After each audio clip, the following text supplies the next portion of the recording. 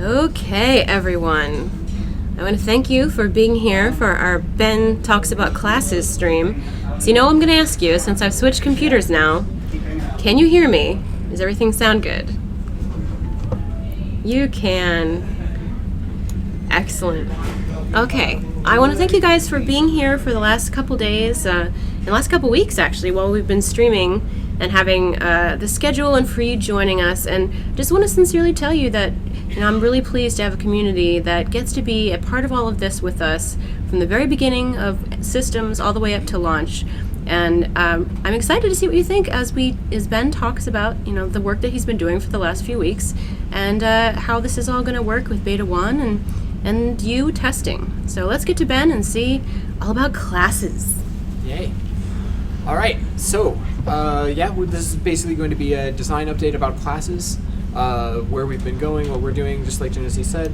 I'll try not to take too long with it, just talking here about stuff so that we can get to some questions at the end. I know a lot of you guys have a lot of questions about combat, gameplay systems in general, all kinds of good stuff, and that'll be fun to answer. So if you missed the original class presentation, so a while ago we did presentations of the initial class concepts. Those just had a few sample components, and we sort of talked about the theming behind them. There's a little, backstory, and if you go on the website, you can actually view that.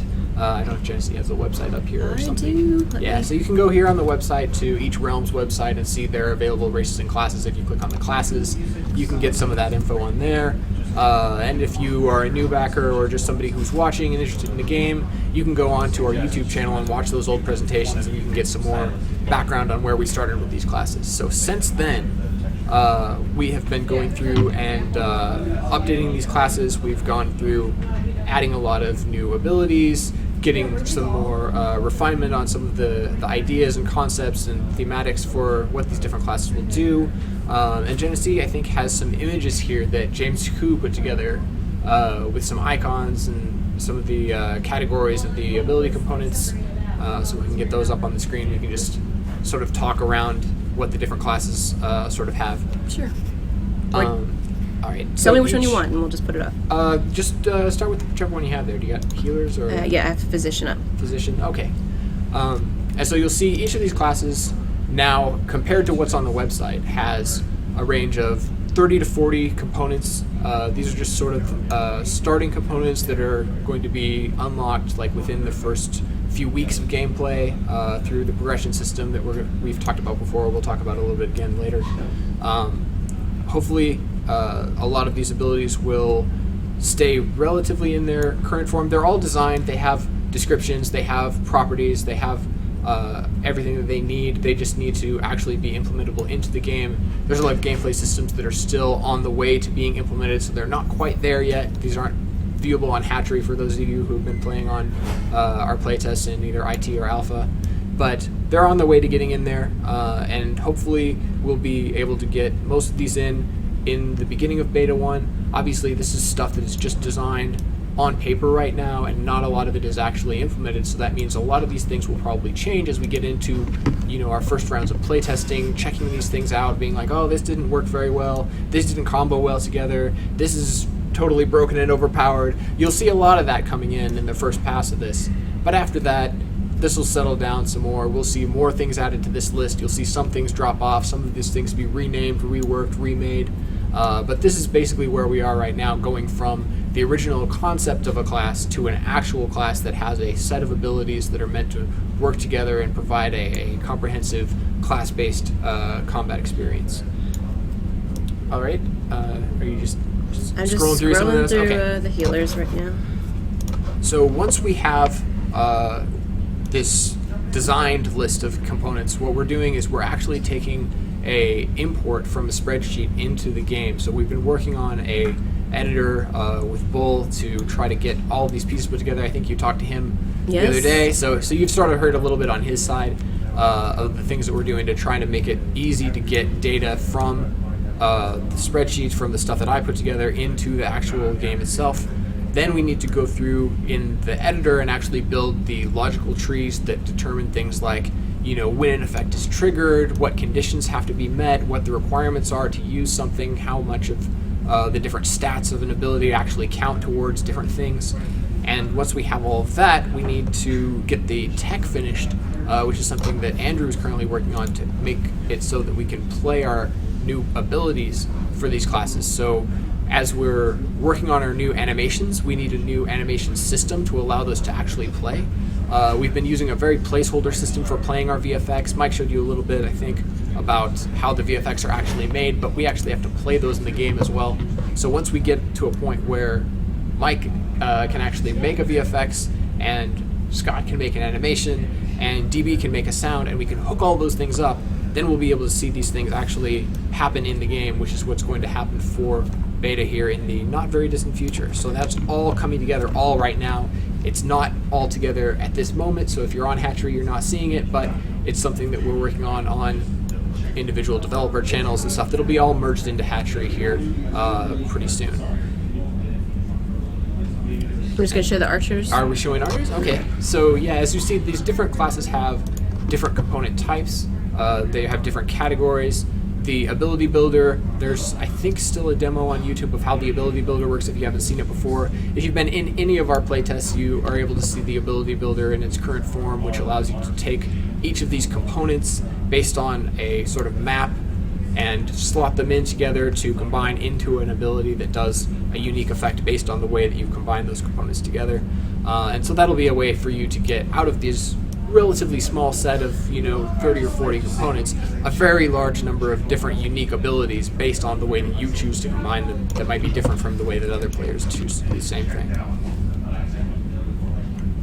And so I think that's pretty much it for the state of where design is, where we've come from the original class concepts up to now, where we're going to be going in beta as we work on getting some of these into the game, work on refining them, balancing them, getting new cool VFX and animations all incorporated, and yeah, so that's about it for the update. So if we want to continue looking at these to sort of show you just some of the different examples, these are all the icons that James Koo made for these different things, and each of these represents a component that you'll be able to check out.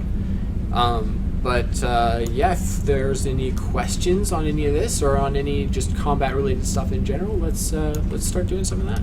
Okay, I'll keep scrolling through the heavy fighters right now while you guys, if you want to ask Ben any questions about what you're seeing or his process or any of that stuff, go ahead with the Q&A. And I'll just keep scrolling slowly as best as I can with the mouse. Sorry. Okay. Question: Is the damage the tank's output pound for pound? How does it compare to a mage or a melee DPS? Is it equal or under par? His sword swings compared to a dagger or a spell. All right, so the classes that we're showing you here and the classes that are going to be in for Beta 1 are our heavy fighter archetype.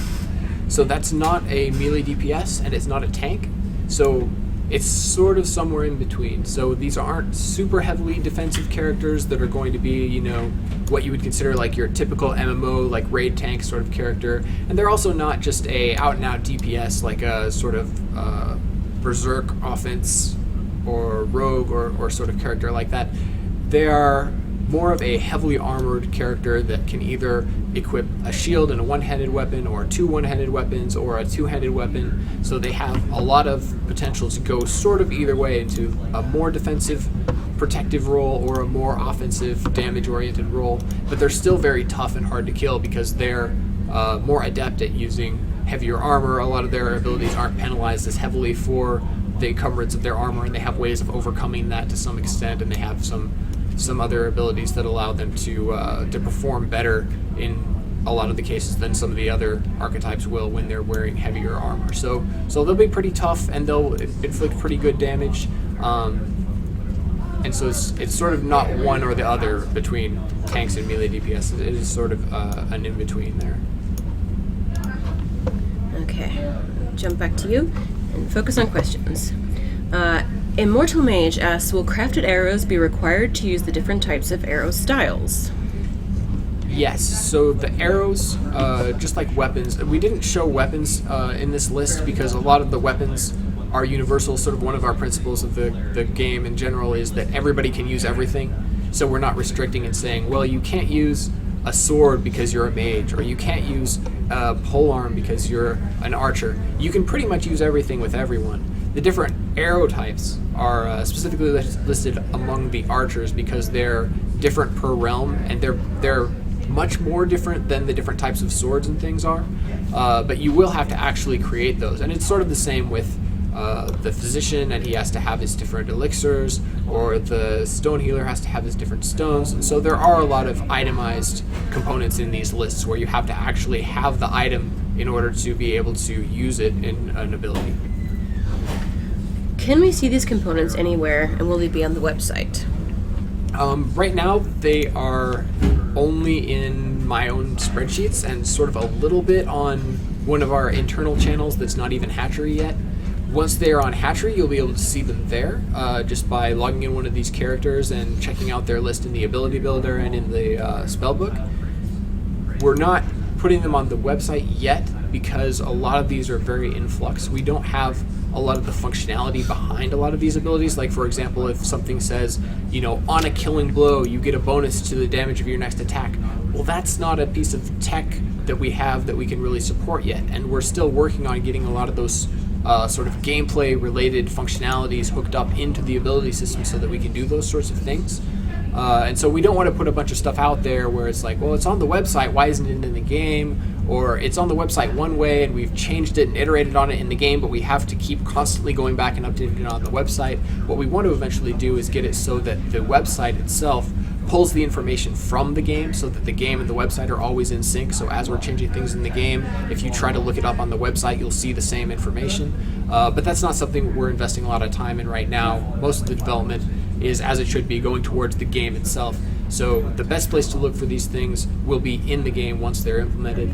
And like I said, probably not all of these will be in the very first round of Beta 1, but a lot of them will be. Which ones, we still don't entirely know because a lot of that functionality is, as I said, kind of in flux as programmers are trying to put it together, and things may prove to be harder or easier in different cases for different features. So we'll do what we can in the beginning, and then as time progresses through Beta 1, you'll see more and more of these popping up, and probably a lot of things that aren't even on these lists.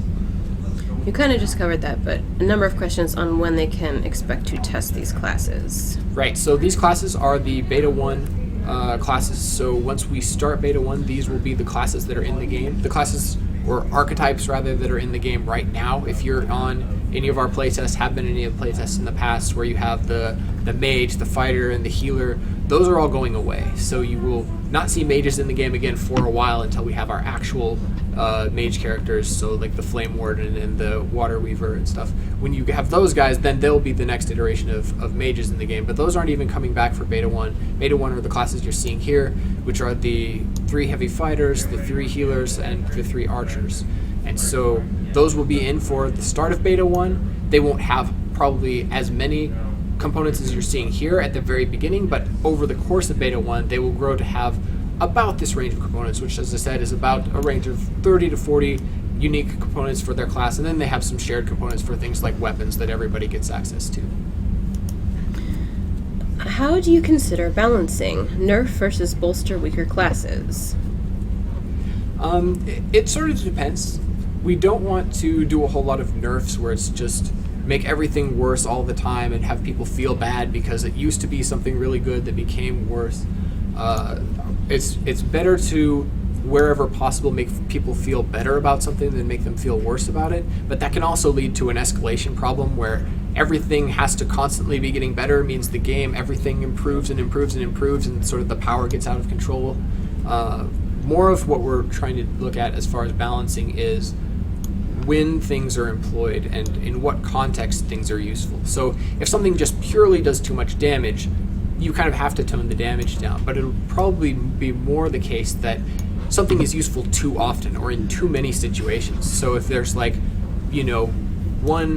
heal or one cure or something, as we're looking at healers, that just healers use this one all the time and there's other ones that they don't use, then we'll probably look at ways to make it useful in less situations, to say that actually if we increase the cost of this, or if we make it so that it gets a bonus when it works on a character that has sustained more wounds, and then it's not as useful as a character who has sustained less wounds, then when you're trying to heal a guy who's only got a few wounds, you don't want to use it as much. So there will be ways like that we can change the way that abilities are used without necessarily just adjusting numbers up and down. Piranha asks, will classes have a natural passive chance for defense to do things like block, parry, evade, or do you have to use an ability to do this? All right, so the way that passive defense works is there is a passive ability basically called deflection. Your weapon will have a deflection stat for basically an interval between deflections and the amount of power deflected from the attack that has been deflected. So when you are running around in the world and someone attacks you, if you're attacked from the front with a melee attack, then you can deflect that attack, and then there's a rate limit before you can deflect another one. So every so often you'll get these deflections. On top of that, there are also active defensive skills like block, where if you actively turn on a block, the next attack against you will be blocked, and then that will absorb an amount based on the block ability and on the weapon or shield that you're using to block with. So there's sort of a little bit of active defense. There's a passive defense already built into there, but I'll kind of emphasize on this that it's not RNG. It's not that you have a chance to block or a chance to deflect. It's based on a rate limit. So it's almost like you could look at it as a 100% normalized RNG, where it's like you have a chance of this happening every so often, but it's so normalized that it is guaranteed pretty much to happen every so often. So you'll get those deflections, and you can actually time around those. So if you see somebody deflect an attack, you know they're not going to deflect the very next one. And based on their weapon might have a very high deflection rate, which means that it deflects very, very often. But getting to know your weapon, getting to know the weapons of the characters that you're playing against, you'll kind of get a feel for these timings and know when you should use your big important attacks and when they will be deflected and when they won't. Okay, this might be a tough one. I'm going to ask it anyway, Zumos. How many components do you want classes to have after about a year of progression? A year of progression is going to be a very long time. You can't really infer based on this list of components how many you'll have after a year, because it's going to go down over time, basically. We want to get characters to a point where they're feeling good about their capabilities in a fairly wide range of situations after a fairly short amount of time. Obviously, starting off day one in the game, we're going to give you a set of components that'll let you run around out and do RVR, but you won't be quite to a point where you're really comfortable in a lot of the sort of edge case situations that aren't just, I want to hit that guy and do some damage. But once you're a year in, you'll have a lot more time to specialize and progress through some of the more advanced components in the game. So I would expect this to go maybe triple, quadruple this amount. We'll see. It depends, and there's a lot to do in terms of figuring out exactly what our progression rates are. But there are a lot of other sort of side progression things that you have to worry about too. Keep in mind, this is just getting a component isn't necessarily maximizing that component. Once you have unlocked a new component, you have a progression of that component in order to master it before you're able to learn another one of the same type.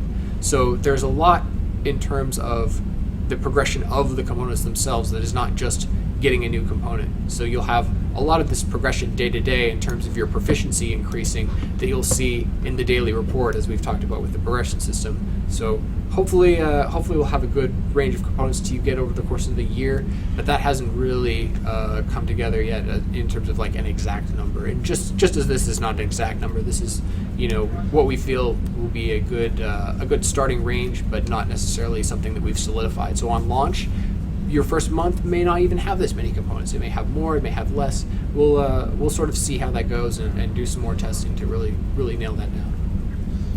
Force Chaos asks, how is the healer vision coming along? Can you explain the mechanics of it? Okay, so we haven't prototyped healer vision yet. Right now we're working with a fairly traditional UI solution, so you have a sort of a character doll, paper doll indicator that shows what your health status is for your different body parts. Once we get a little bit further along, we'd like to prototype this healer vision to sort of give you an overlay. We've sort of talked to it sort of kind of half jokingly as like predator vision, right? If you see these overlays, you see the infrared sort of things, and you see this sort of thing in other games where it's like, I want to be able to see people, but I don't want to just give full clip mode. I want to give kind of an outline. You want to have kind of highlighted pieces of characters. And so the healer vision idea is just, I want to know what the status is of all of these people on my screen, but I don't want to click through them all, and they're not all in my group, so how do I do that? And sort of the idea is, well, if we did a sort of outline, if we did a sort of highlight of those characters and sort of lit up their different body parts in different ranges, you could kind of do a pass over them and say, oh, okay, well, I can kind of tell that guy is very hurt over there, and this guy is not very hurt over there, so I'm going to click on the guy who's very hurt, and then I'll be able to actually get more detailed information about that person. And that hopefully will be a way to actually help healers with the body part healing system. We'll see how it works out. We haven't prototyped it yet, but the idea is that we're trying to develop these tools to make it easier for people and have some ways to help out in situations that might otherwise be kind of difficult. Okay. Nerd Trunk asks, with the different components, will there be a certain one that's like a flavor of the month type deal, or is it more for diversification? We can specialize and standardize and be viable in the meta. So flavor of the month is an interesting phenomenon as far as game balance goes, right? So because we're basing our game balance around the rock, paper, scissors kind of idea, if something gets super popular, as in flavor of the month popular, of like, well, the meta has shifted, these guys are, really popular and they're all doing this same build, the idea is that with rock, paper, scissors, there will be something else that counters that. So that class that's super popular might be reliant on a certain ability that is a certain set of components combined together into an ability. So if those components don't have a natural counter or are accounting for some, discrepancy in the way that characters have chosen to build their classes and specialize themselves. So like, if something, for example, was really good against heavy armor, but heavy armor was kind of out of fashion, then it's not actually very good. And if heavy armor got into fashion, where it's like, well, actually, a lot more people are wearing heavy armor than they used to, those components might suddenly be really good. So you'll see these sort of things shift, and the hope is that by having things that are natural counters to each other, anytime something becomes flavor of the month, there's already things that other people could take that will be counters to that. And so the sort of meta of the game, as far as balance goes, will shift over time. We don't necessarily want to promote, we'll just buff this and make it really strong right now, and then we'll nerf it again, or we'll buff something else accordingly and make people shift their focus around. We want that to sort of happen as a natural evolution of the way that the rock, paper, scissors and the balance works, so that there are always counters and there are always ideas that you can come up with and ways that you can deal with the stuff that seems to be flavor of the month, that seems to be really powerful. Will there be ranks to the components where numerical values are upgraded or new components unlocked with additional properties? There'll be ranks to the components. So components operate on an idea of proficiency. So you'll learn new components. So you'll have your character, right? And you'll want to learn something new. So you'll go to a trainer. You will see the list of things that you have available to you next. You will pick one of those and be like, I want to start training in this component. And they'll say, okay, here's your component, goes into your spellbook, and you can start building abilities with it. It will be at a sort of minimum proficiency level. So it works and it's pretty good, but it will get better as you use it more. So you'll want to go out and start using abilities with that component. And over time, that component will get better and better, up to a point where it's basically on par with all of your other components as far as the balance numbers go. And at that point, we consider it mastered, because it's about as good as it's going to get. And so once you can demonstrate mastery with a component, you can go back to your trainer and be like, okay, I learned that one you taught me, teach me another one. And then you can get another one and kind of go through the same process. So components themselves don't have ranks as much as they have sort of a progression meter, which is a proficiency number within them. They do sort of have a nested structure where you can learn one component at a time per category. So as you see these categories on the page there, you can sort of see that, I don't know what we're looking at here. Infusion, focus, some size, infusions, yeah. So if we have an dances. infusion and we have a size, you could be working on one infusion and one size component at the same time, but before you would learn another size component, you'd have to master the one you're using, or give up on it and basically decay it and atrophy it back down before you started on another one. So there will be a progression to that. There will also be dependencies necessarily to unlock subsequent components. So you can sort of look at it like a tree, but it's more broad than it is deep. So it's not necessarily going to be a lot of, you have to learn A to get to B, to get to C, to get to D, to get to E. It's not going to be a whole lot of that sort of a dependency. A lot of it's going to be more broad, where it's like you can pick from this list of 5 things. But when you pick from one of those, you might be able to pick something subsequently to it, but probably not like 10 things down in a chain. So it'll probably be have a few levels to it, but it probably won't be very many levels, mostly because we want progression to be very horizontal and very open, so that you can kind of build your character however you want it without having to go through a lot of things where it's like, well, I have to kind of grind through this list of things that I don't really want to get to something that I think is really important at the end. Okay. In a group setting with the components, do they stack or override each other if 2 people are using the same ones? So abilities. It sort of depends on the context of that. In terms of the way interactions work, like the air system works, right? If you have 2 of the same effect, those effects will actually merge together in most of their applications. So if you had, 2 burn effects on a character, they'll actually combine into a single effect. If you had 2 buffs on a character, they will combine into a single buff on a character. And so you'll see a lot of things like that. Now, the interesting things about the air system are that those powers kind of combine together. So there's an idea of, like on characters, there's an idea of affinity, of like how much buff power effectively can your character have. In terms of effects in the world, there's just a concept of power, and how much power does this entity, this object, this thing have.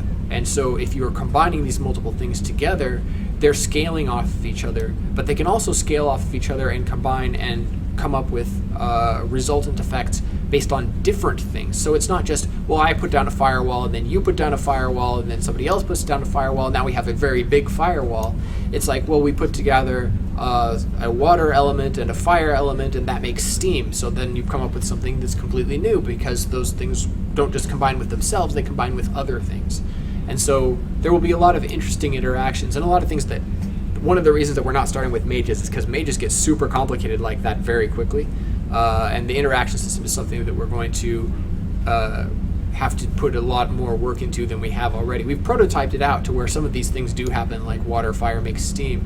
But as we get into mages, and mages get a list of components like this, right, where you've got 30, 40 different components, several different runes, different shapes having different effects when they combine with different other shapes of different types of runes, that system is going to be fairly complicated, but it will allow for some very interesting and emergent things when stuff interacts and something happens that you didn't exactly intend, because it's a resultant effect from 2 things meeting, and those 2 things meeting wasn't exactly something that you meant to do, just because there's a lot of players and a lot of things going off.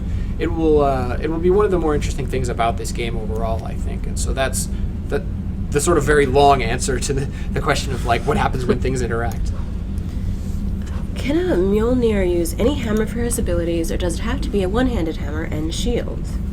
He can use any hammer for his abilities. He can actually use things that aren't hammers for his abilities. For some of them do require a hammer, but he's not limited to that exclusively as his one thing. But he does tend to favor them, because there are some things that are hammer exclusive. But definitely there are one-handed shield builds, there are dual-wield hammer builds, and there's two-handed hammer builds. Simpson WSS, how comparable are the classes within a specific archetype? I.e., can a Winter Shadow be as bow-focused as a Blackguard, or would the shield always be a core part of their gameplay?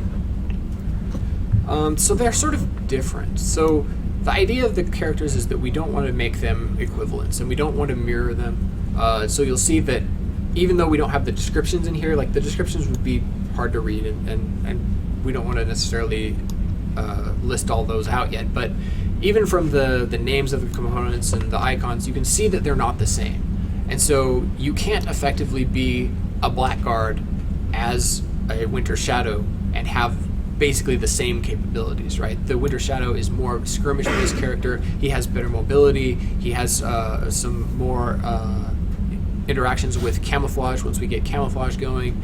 And so he, even though he can focus on a bow, the things that he will do as he's focusing on that won't be the same things that a Blackguard does, who is a very much more, he has longer range, he uses a long bow more than like a short bow, and he has a lot more focus on different stances and different arrows and things that provide a lot of his effects. So they're still going to be very different, but you can put a lot of focus into offensive versus the Winter Shadow can have more defensive. He can have more of a blend between melee and range.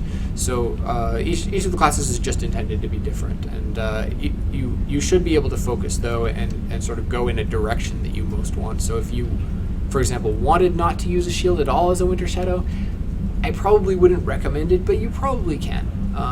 And in a lot of ways, because of the progression system, if you're putting all of your time into more and more of these bow-based abilities, then you'll be able to do more things than somebody who's split their time between shield and melee abilities and bow abilities.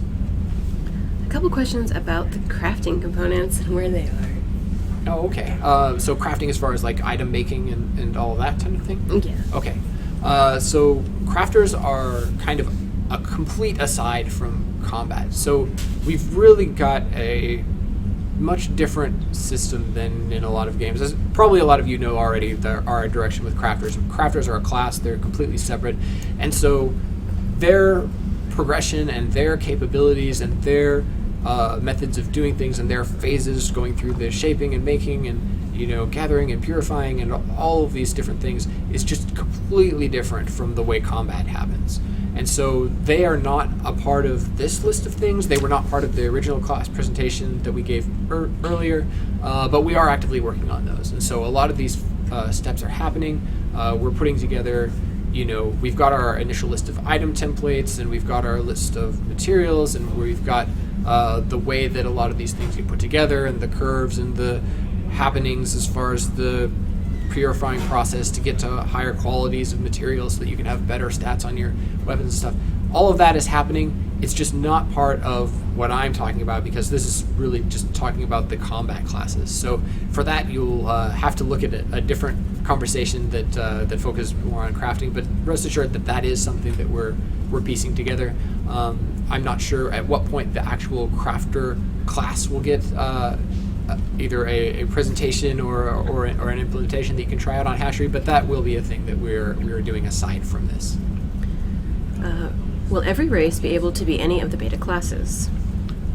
Within a realm, yes. So as we start beta, we're going to have a fairly small selection of races available. There will be more races available, obviously, as time goes on, just like there will be more classes available as time goes on. But the idea is that, yes, within a realm, you have a list of races, you have a list of classes.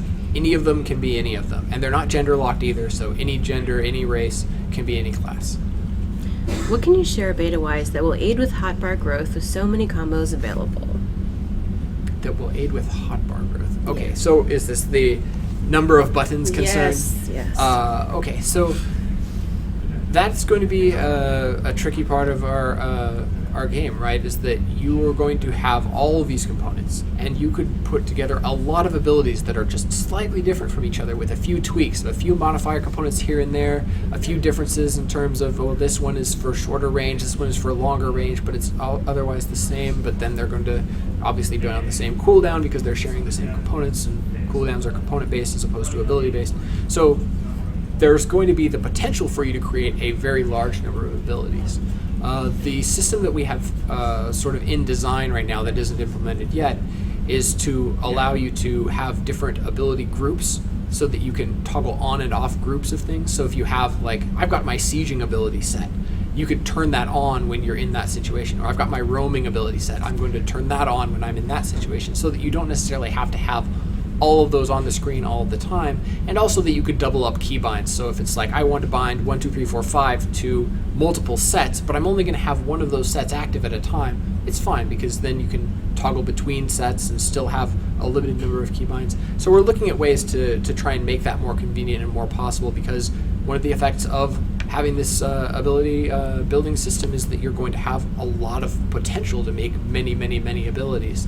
As far as good practices for your character, I would recommend that you try to streamline that down and keep it to a reasonable number of things that you feel like you can keybind, but there are a lot of options as far as peripherals, as far as keyboard configurations, as far as our UI modding system will allow.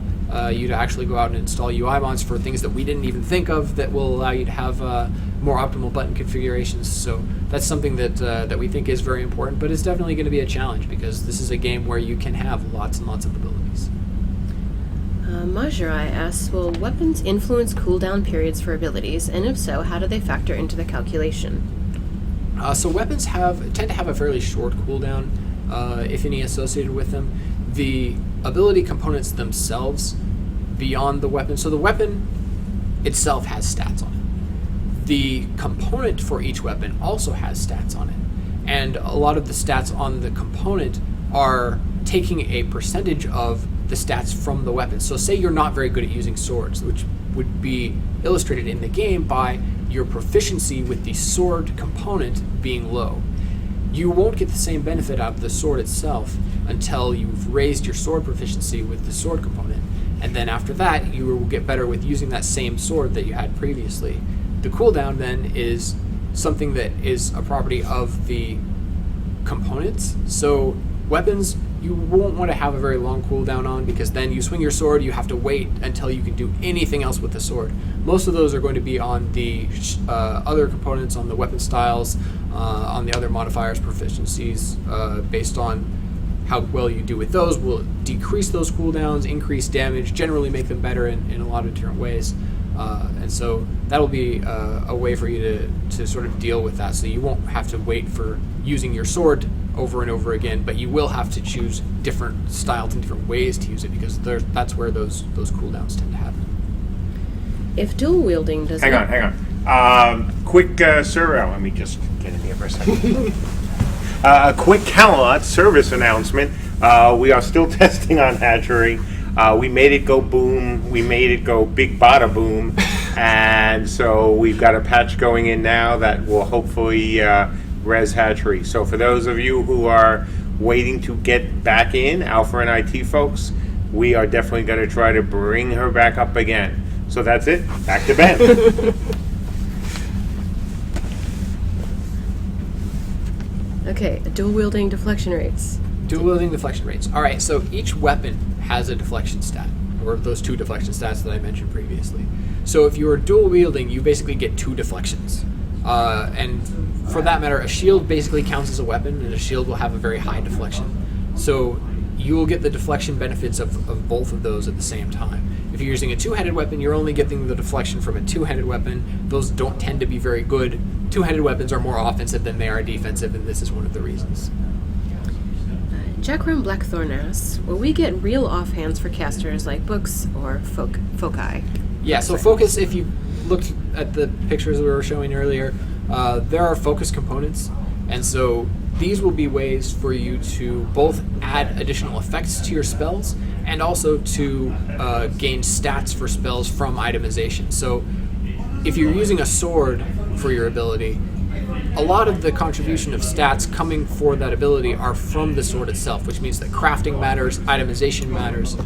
For spells, they start with runes, so they don't start with something that's based on an item. But adding a focus can give you some of that item basis. So there will still be a motivation for casters to go out and get things crafted, to have these different focus items so that they can add some stats into their abilities, but also so they can get different functionality, which is why a focus item isn't really analogous to a weapon. It doesn't factor into a primary component, it factors into a modifier component. They're optional, you can choose to use them or not use them, but they're a fairly good benefit. But you can also have multiples of them at the same time. So if one of them is, an amulet that you have, another one is your book, another one is maybe, you have a staff or something that has a focus component to it. There are different ways that you can use multiple things and have them all available and incorporated into different abilities that you're all using at the same time without having to decide, well, I am only using a 2-handed sword. The only abilities that I can use are 2-handed sword based. So it's more flexible for casters than it is for melee in that way. Will it be secret discoverable components? Secret discoverable components? There might be. There's some stuff that we haven't really talked about how, finding different things, going out and having exploration, having ways that you can get ability components beyond just go talk to your trainer. Especially some of the classes that are more attuned to that, especially mages, especially scouts, especially some of the classes that are a bit out there that aren't what you would expect. I just go to my training hall because I'm a fighter, and I go to my fighter master, and my fighter master teaches me this thing. So there might be ways that you can get ability components either temporarily or permanently by doing other things in the world. And some of them might be somewhat discovery-based that aren't necessarily clear, or universal, where it might actually end up being different for different people based on some other things that we haven't yet gotten quite into. But that's very much further down the road. Right now we're trying to focus on getting combat working, getting combat fun, getting more functionality into the ability system so that we can do more cool, interesting things, and focusing on testing on that, and that's going to be what we're working on here in the near term as far as our beta 1 is concerned. Are there stats in armor and weapons? What's the elemental difference between a very good weapon and just average weapon? The elemental difference? Okay. So weapons and armor have stats. Basically, the way that the crafting system works is based on a templated system. So there are the base stats for an item. And then based on your crafting process, based on your crafting materials, you will take that base template and then get bonuses or penalties to it. And then after that, you'll have an item that you can actually hold and use, and the stats of your usage of that ability are based on that item, but also based on the components that you're using with that item. So your abilities matter, your ability proficiencies matter, your item matters, all of that kind of factors into how well these things will do. As far as the difference, what do we say? Elemental difference between an average weapon and a great weapon. Average weapon and a great weapon. Generally, I'm not sure what elemental means in this context. There isn't a fire sword and an ice sword, but there are differences in terms of the quality of the weapon based on the quality of the materials. There's also differences in the materials themselves. You know, if you are making a sword out of one material and then you're making a sword out of a different material, those will have differences. There's going to be a lot of trade-offs to make, so you're not necessarily going to just go from a really bad sword to a really good sword. You might go from a sword that deals really high damage to a sword that is, slower, to a sword that is faster. It will have some different outcomes to it. And of course, there's always the factors of like durability.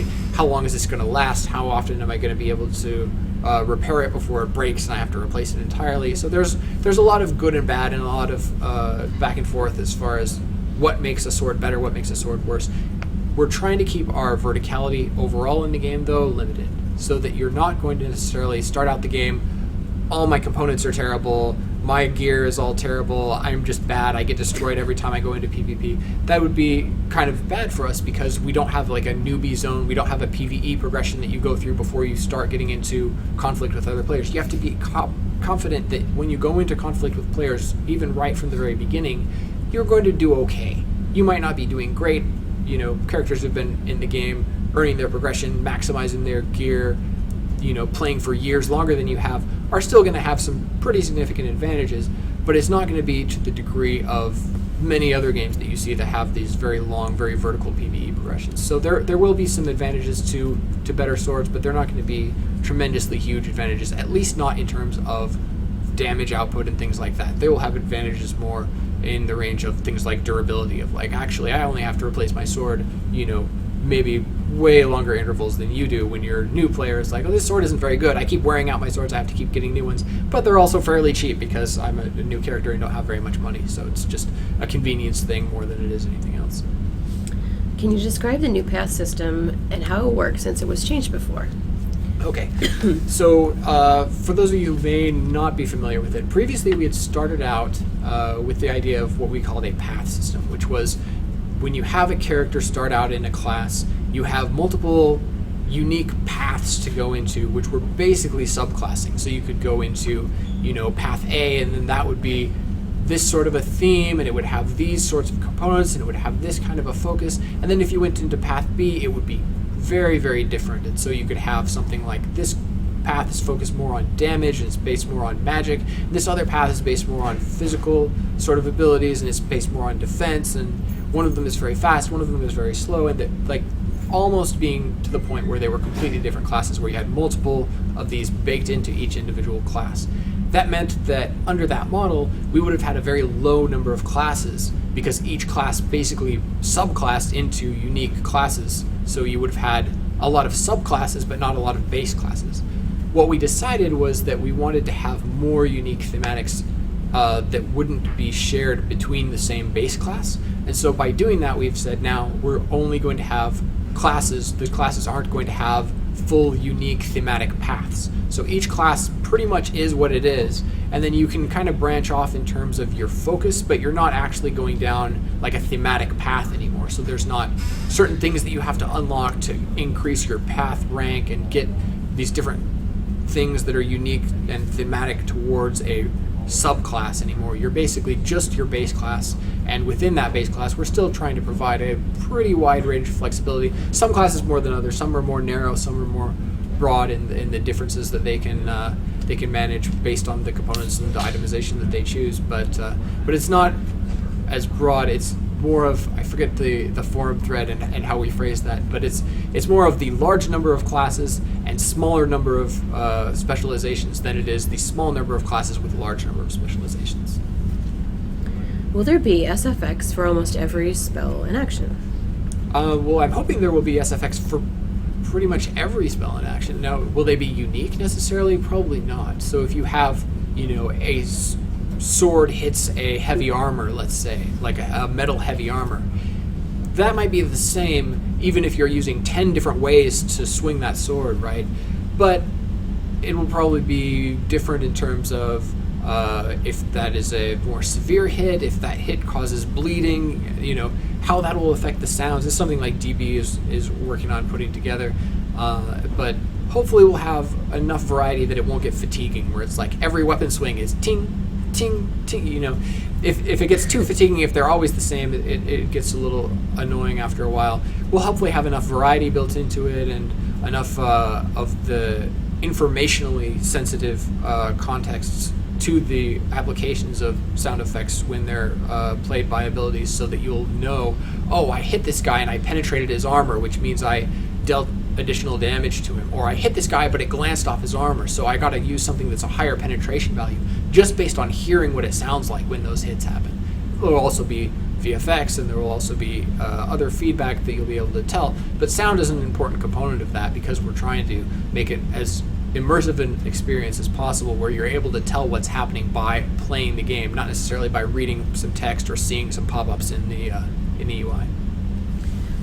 Stasis in Exile asks, how do you get specialized components? What are the main prerequisites to get higher level components? So obviously the game is not level based, so you don't have to level up to get certain things. There's not a global XP for your character. Components have their own independent proficiencies of one another.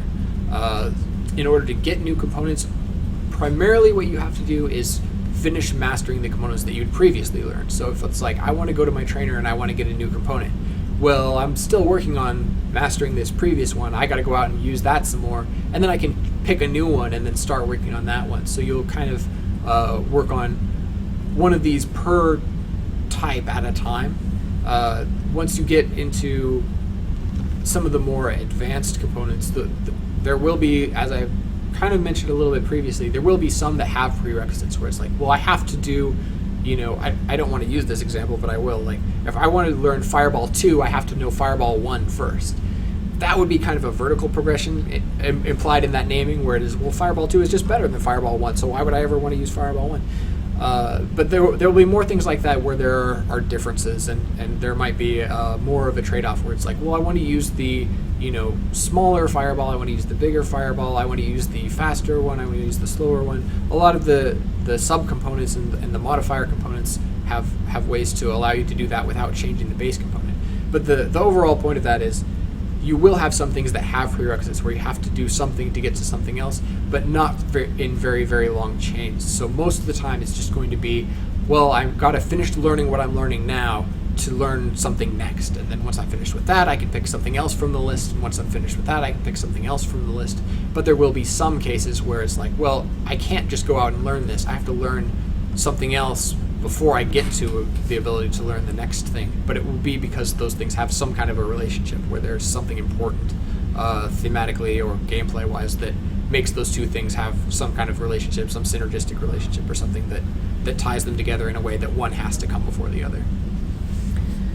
Zumos asks, how do you prevent the air system from getting out of hand, making 99% of the events random, and take away all the skills of using it? For example, a lot of the combos in Guild Wars 2 and large-scale battles are based on randomness. Well, I wouldn't say that it's based on randomness. I don't want to get into a Guild Wars 2 discussion.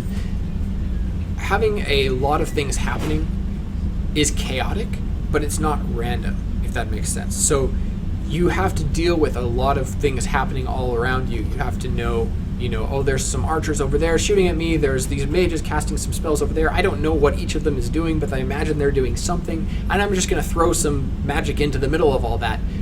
It's chaotic. You don't necessarily know what's going to happen, but it's not like we're rolling the dice, right? So we do have some limitations that we want to piece together on the overall amount of chaos in the game.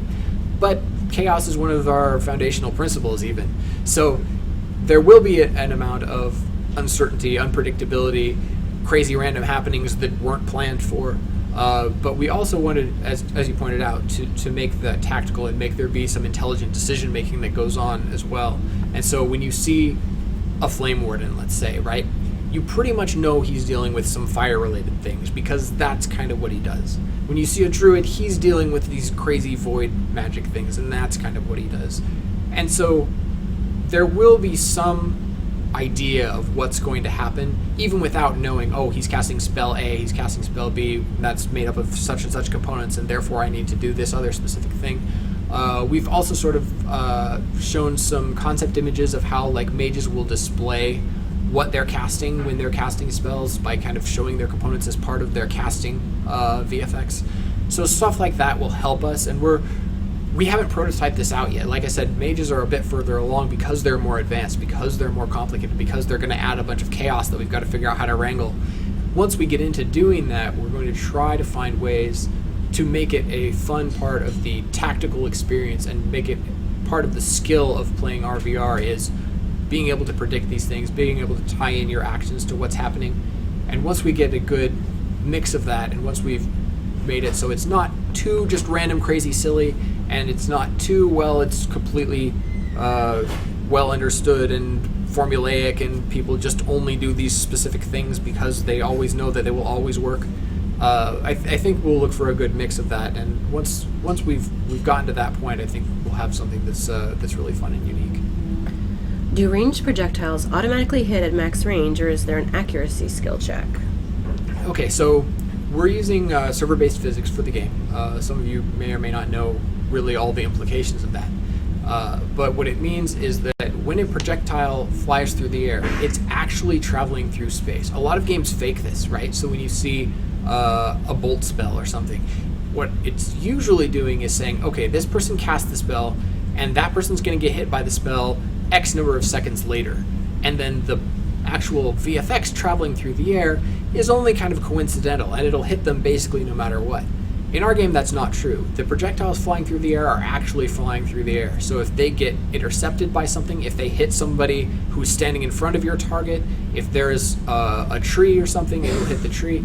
So when you actually get hit by something, again, we've talked a little bit before about how there's some of these skills, right? So if you have a shield and you're going to block an arrow that's being shot at you, you can do that. So it hits you, but it doesn't necessarily affect you the way that the shooter intended for it to affect you. So there will be some abilities that you can use and ways to mitigate or avoid things that are impacting your character. Even though it hit you, it doesn't actually do what you wanted it to do. But the server-based physics means that there's a lot less of that than might be the case in other games. A lot of games use like sort of we've talked about the random number generator, these passive defenses, block chance, dodge chance, evade chance, whatever. We're not doing a whole lot of that, but there will be a lot of emphasis on active abilities, and those active abilities will make it so that even if something hits you, you could have your barrier of protection up, and that protects you even though something physically hit your character. The way it affects you is based on some skill that you've applied and some effect that you put on your own character to protect against that.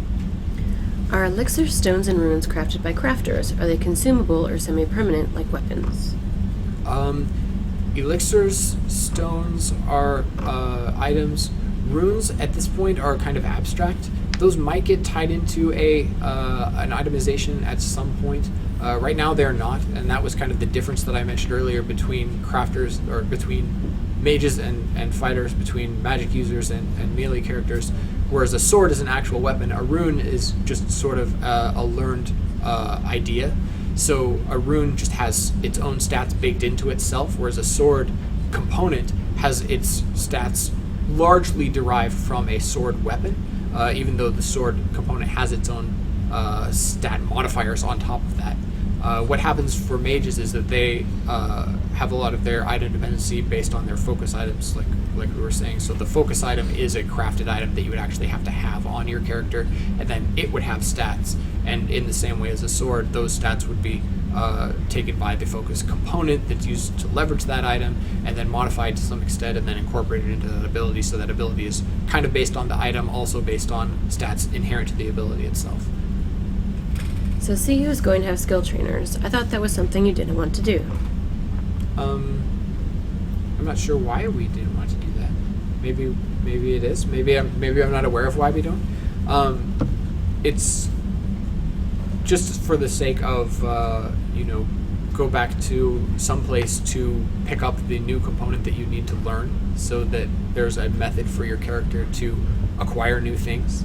And so that there's an interface for that. So, you go into the trainer shows you, okay, here's the things you could potentially get. Which one do you want? And that's something that we could do in the style of some other games where you don't have to interact. You don't have to actually go back to a place. You don't have to actually talk to a person. But to some extent, it's kind of good to do those in some places in games, so that you have, your capital city, and your capital city has value because in the capital city are all the grandmaster trainers, and so you have to pilgrimage back there periodically when it's like, oh, I need to learn my new thing.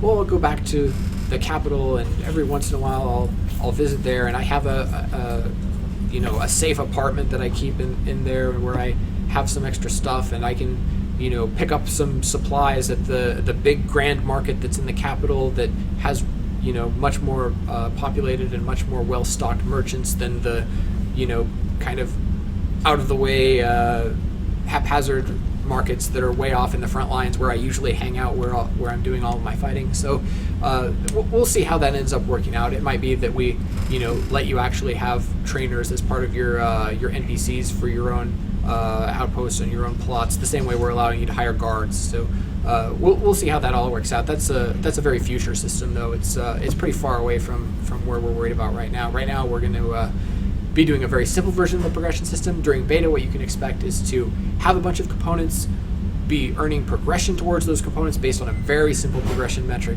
And once you have earned enough proficiency with a component, you will just get new components kind of automatically.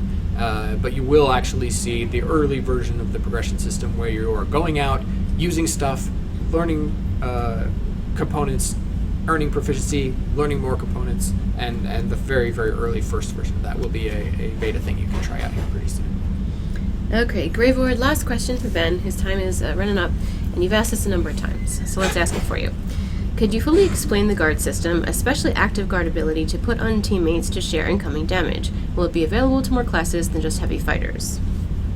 Okay, so there's a concept of how to intercept something that's intended for another target. And this is sort of one of the abilities I was talking about earlier, where you can have effects on characters that mean even if something physically hit you, something else might happen. Intercept, what I'm calling intercept at least, is kind of guard, as you've seen in other games, where if, say, an attack is directed at a nearby ally, if you have placed an intercept effect on them, that effect actually gets redirected to you, so that you're effectively the one that projectile hit, for example, even if it didn't actually hit you. We're making the leap that it did hit you, You can also just stand in front of people, though. So if somebody is getting shot by an archer and you run in front of them and hold up your shield, you're going to start intercepting those projectiles even without placing an effect. But there are also other effects that don't have projectiles, let's say, and that will allow you to intercept some of those, or maybe intercept for physical attacks. So like say a melee attacker is running up and attacking your healer, you start putting an intercept on him, you don't have to actually place your character between your friend who you want to protect and the melee attacker who is attacking them. You can use your intercept ability that will make their sword swings actually hit you instead of hitting them. That specific implementation is kind of a fighter thing. There will be other implementations, like the empath is able to do some health sharing, where they're able to say, oh, well, you're getting damaged, but I'm going to share some of that damage to me because I want to keep you alive, so I'll take some of the damage for you. That's sort of an empath thing that they can do. There are other classes and things that do sort of similar types of things, but in different ways like that, right? So it's not just guard works this way, everybody gets it. It's not a sort of universal thing. There are different effects for different characters that allow sort of a way to help out your allies and prevent effects that are affecting them, and sort of redirecting those effects to yourself. Okay, it is 4 o'clock, so thank you to Ben for sharing all that great info, and hopefully some of you will take it down for the Q&A, and you can see this on YouTube, where we will be uploading it momentarily.